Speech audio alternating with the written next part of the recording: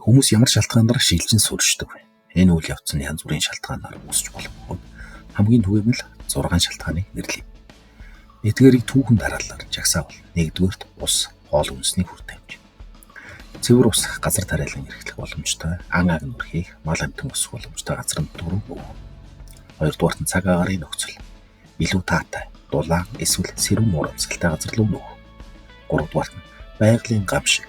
Газар хөдлөлт үеэр ган гачиг гэх мэт байгалийн гамшигаас зугтах. 4-р нь эдийн засгийн шалтгаан.